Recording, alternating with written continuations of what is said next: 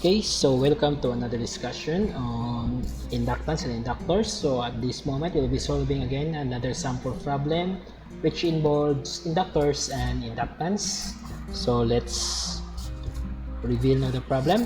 So a 50 millihenry inductor is charged to store 1 joule of energy. So if an uncharged 30 millihenry inductor is then connected across its terminal, how much energy is transferred to the second inductor? Okay, so let's have our solution. So at the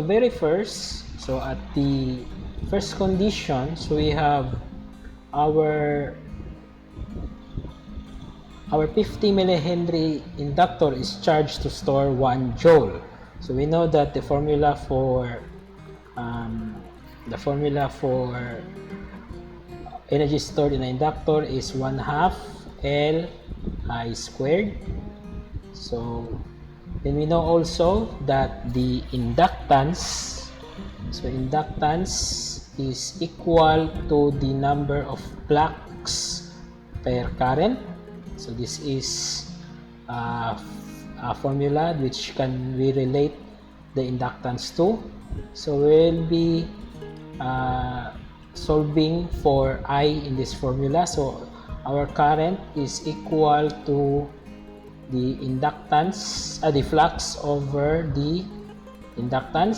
So we will substitute this one to this formula. So we have, we could say that we will have this another pen. Okay, so W is equal to 1/2 L, so inductance times, so our I is this one, so we will be substituting that one, flux over inductance squared. So we'll end up with 1/2,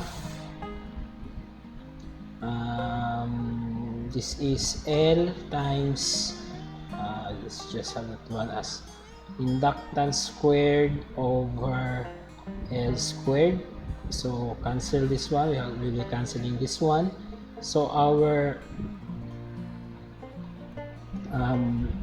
energy stored in terms of fluxes and inductance is equal to fluxes squared or lambda squared over L. So this is now the new formula if the given is the fluxes and the L or the inductance. So we're going to solve for the energy stored. Now in this problem, it is said that we have the same inductor, so therefore we assume that the flux remains constant for the second condition. So this will be our first condition. So for the second condition, so the flux, we assume that the flux will remain the same. So for that, we will be solving the flux in this first condition. So our flux is equal to square root, so this will be that one, so 2 W times L. Okay, so we have our W, we have also our L, so we can solve for the flux. Okay, so we have 2 times the energy is 1 joule. Let me check first. 1 joule, okay. 1 joule times the inductance of 50 milli. So 50 milli, that is times 10 to the power of -3.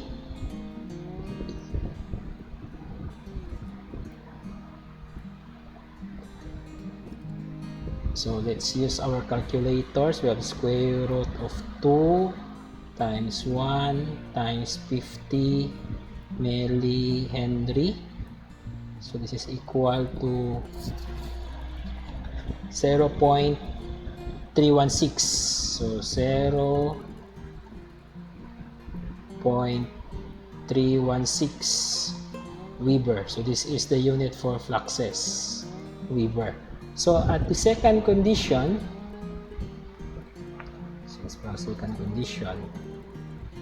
Okay, so we add a 30 millihenry uncharged capacitor. So therefore, the fluxes now will be divided to these three inductors. So inductor, okay? So we have I is equal to, so we could solve now for our current. So this will be lambda L1 plus L2. So we have this still the same number of fluxes. So that is 0.316 over, so we have 50. So 50 times 10 to the power of negative 3, that is Henry. Then 30 millihenry, that is 30 times 10 to the power of negative 3 Henry. So we'll just extract the SI suffixes, okay?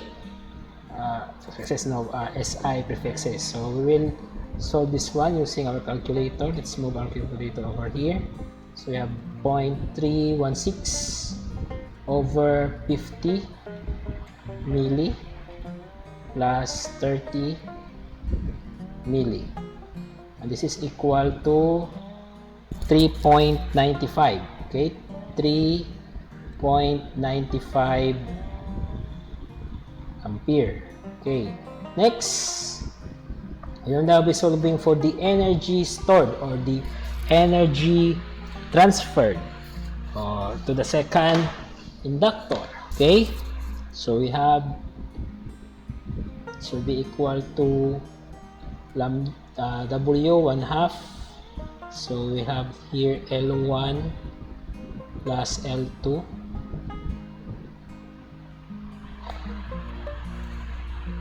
okay. So this will not be L1 plus L2 because the second inductor only. So this will be L2 I squared. So we have 1/2. Our L2 is 30. So 30 millihenry. 30 times 10 to the power of negative 3. And our current is 3.95 amperes squared. Okay, so we'll be using again our calculator. So we have 1/2 times 30 xp negative 3 times 3.95 squared.